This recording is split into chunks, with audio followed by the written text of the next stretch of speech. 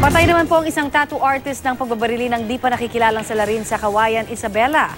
Sa Bulan, Sorsogon, natagpuan naman ang bangkay ng isang lalaki sa Dalampasigan.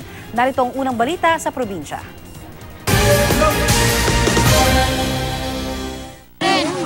Wala nang buhay nang makita ang 55 taong gulang na lalaki sa Dalampasigan sa Bulan, Sorsogon.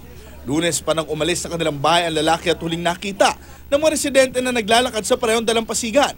Sa inisyal na investigasyon, lumalabas na nalunod ang biktima. Pero may nakitang malaking sugat sa kanyang ulo. I-autopsy ang labi ng biktima para matukoy kung ano talaga ang ikinamatay ng biktima. Bumibili sa tindahan ng isang tattoo artist ng pagbabarili ng di pa nakikilalang lalaki sa Kawayan, Isabela.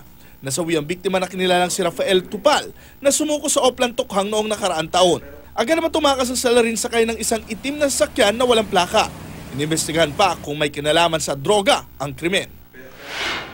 Labis ang hinanakit ng isang ina nang gahasain umano ng menor de edad nilang kapitbahay ang 6 na taong gulang niyang anak. Base sa investigasyon, inaya ng 14 na taong gulang na binatilyo ang biktima na maglaro sa isang bakanting lote. Nang makarating sila sa lote ay dito na umano ginahasa ang bata.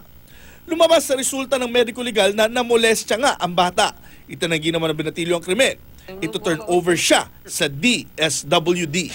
Para sa unang balita, Jay Sabale, Report.